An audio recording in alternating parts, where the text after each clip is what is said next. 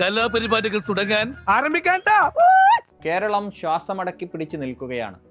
മലയാളികളുടെ ചിരിയുടെയും കരച്ചിലിൻ്റെയും ആഴമളന്ന സാധാരണക്കാരൻ്റെ സ്വപ്നങ്ങളെ വെള്ളിത്തിരയിൽ തുന്നിച്ചേർത്ത ആ മഹാപ്രതിഭ നമ്മെ വിട്ടുപിരിഞ്ഞിരിക്കുന്നു. സലീം കുമാർ.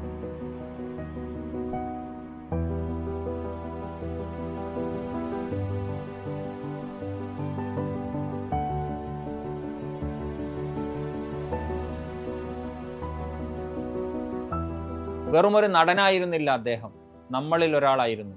ജീവിതത്തിൻ്റെ ഏതു വലിയ സങ്കടങ്ങൾക്കിടയിലും അദ്ദേഹം നമുക്ക് ഒരു ഒറ്റമൂലിയായിരുന്നു.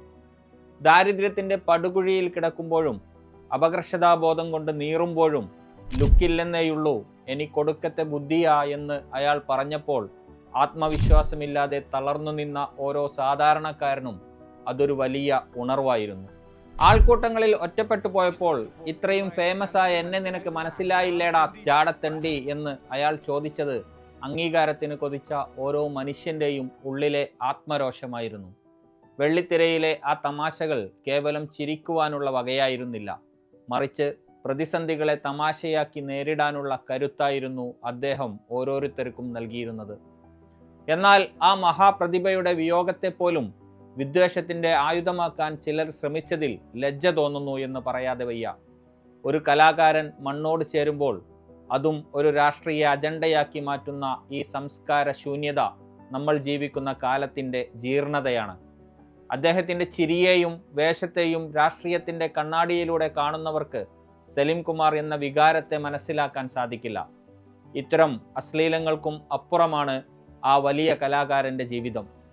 ചത്ത കിളിക്കെന്തിനാ കൂട് എന്ന് ചോദിച്ചവൻ ഇന്ന് കൂട് വിട്ട് പറന്നിരിക്കുന്നു.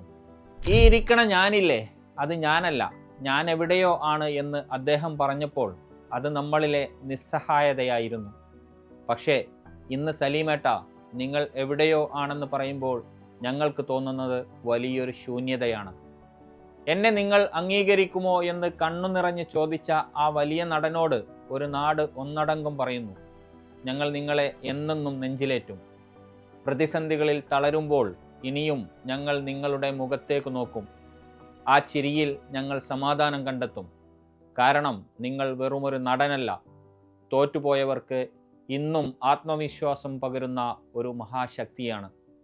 മലയാളത്തിൻ്റെ പ്രിയപ്പെട്ട ചിരിക്ക് കണ്ണീർ നിറഞ്ഞ വിട. നിങ്ങൾ എന്നും ഞങ്ങളുടെ ഹൃദയത്തിൽ ജീവിക്കും.